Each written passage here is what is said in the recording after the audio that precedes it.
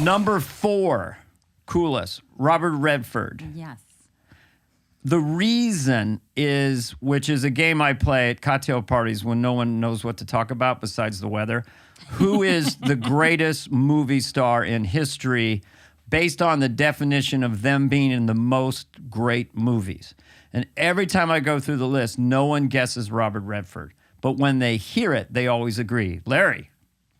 I wouldn't have agreed with that until I saw the Day of the Condor. 3. Larry doesn't see a lot of movies, but it was fun. A few years back, Larry's in town, and I go, we're at my place. I have a pretty big TV. You want to watch, I don't know, have you seen 3 Days of the Condor? I said to Larry.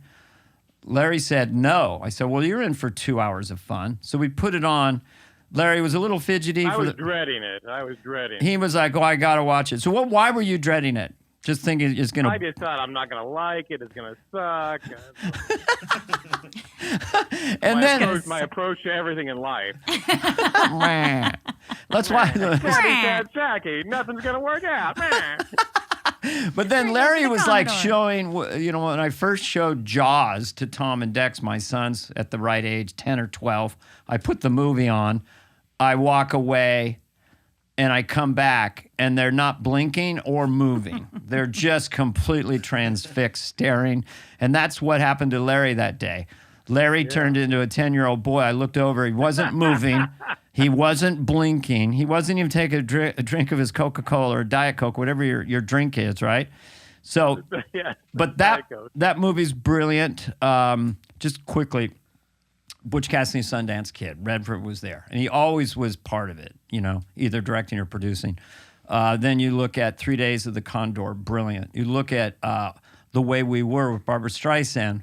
You look at All the President's Men. You look at The Horse Whisperer later is brilliant. The baseball movie. Oh, The Natural. The Natural. Favorite movie. He decides to direct. He does Ordinary People.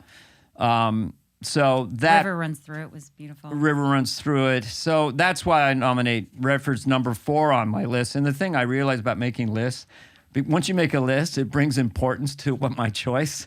Like people will like, well, where was Redford? He was 4. You know, like as if I have it, like I've made something that means something to history.